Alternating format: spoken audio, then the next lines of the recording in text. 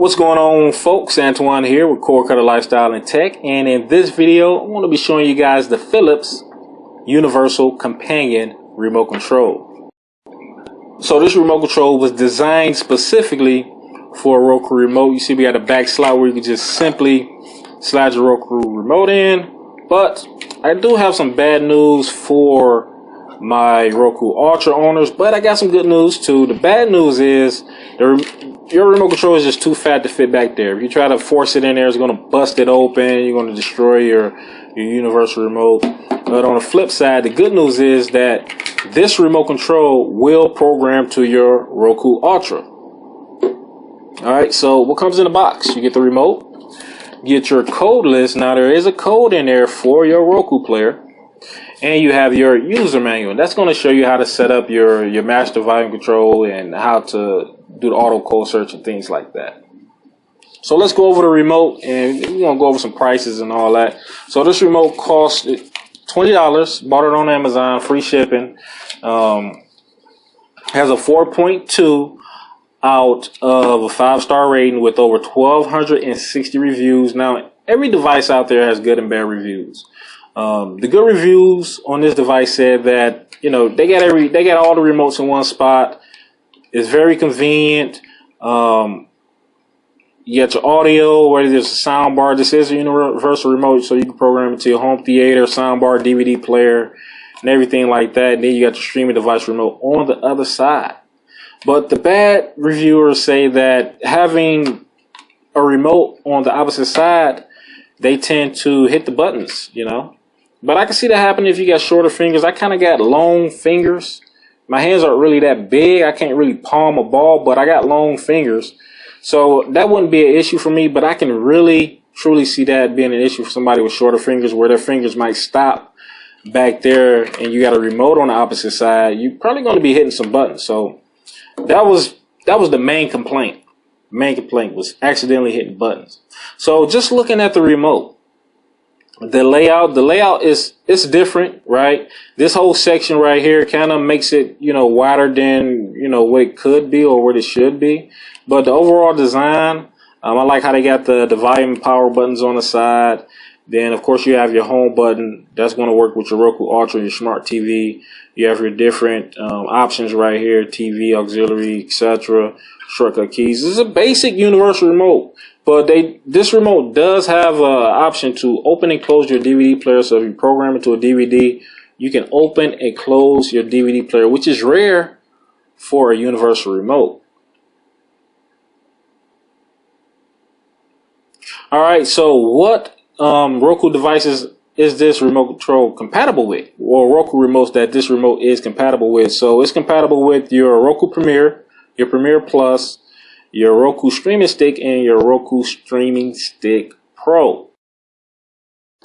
Alright folks, so we're here at my Roku Ultra's home screen, and programming this remote to both my TV and my Roku Ultra was extremely easy. Just get the code, enter it in, and you should be all set. Now, I will be making a separate video on how to program this remote control, and including on how to set up your master volume.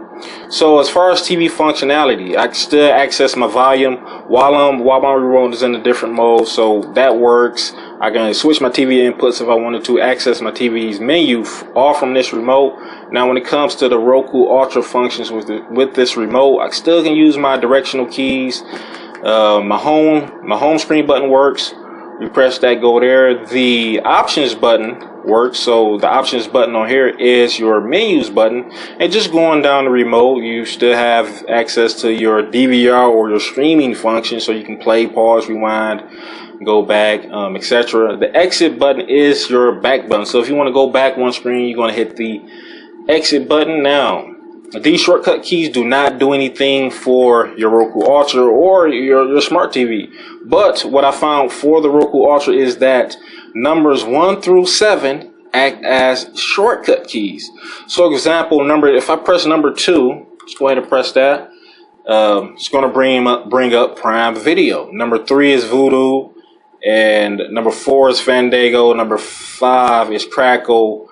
Number 6 is Pandora, and number 7 is Sling TV. So not that hard to figure out, just mess around with it. The only drawback with this remote is that it is infrared. Okay, so we're here in the living room with my Vizio smart TV. Again, programming the remote was extremely easy, and one thing I absolutely love about this remote is that you can program it to work for multiple televisions. So in my case, my bedroom TV is on the TV input, and this TV is on the DVD input. Now, as far as smart TV functionality, of course, you're going to have your basic functions. You can scroll up and down, go to different apps, and you can also play movies within the apps. The only thing that don't work in my case with a Vizio Smart TV is the Vizio SmartCast. Now, in a nutshell, this remote control does everything you would expect a basic universal remote like this to do, and a little bit more. All right, folks, let's take a look at some pros and cons. So the cons are the obvious. This remote is kind of bulky. It will take some getting used to. I know I've been using it for about a day, and I'm kind of getting used to it. I admit I am kind of getting used to it. My fingers know where to go now. But if you got smaller hands, it'll probably be hard for you to grip it. Another con is that having a remote control in the back could cause some issues for you, especially if it's inadvertently pressing buttons or we set it down as pressing buttons. I can see that being a big issue for some people, you know. But another con is that when you press these buttons, let's see if I can get the volume. Every time you press the button, you get the little clicking noise. I know some people don't like that, but that's not an issue for me. Now, let's get into the pros. So the pros are that you can program this remote to work with multiple televisions. It'll program to your Roku Ultra, and it has the appropriate buttons. You have your home button, your pause, play, rewind button. So you have all the buttons needed for your streaming device. And, you know, you can set your master volume, programs to almost any device. You see the code list. They have a ton of codes in there, streaming players, TV projectors, everything in there. But that is it, folks. If you own this remote, let us know what you think about it. How are you enjoying it? Or if you are thinking about purchasing this remote, can't get my words out. If you're thinking about purchasing this remote, what turns you off about it, right? So that is it, folks. I will talk to you guys next time. Peace out.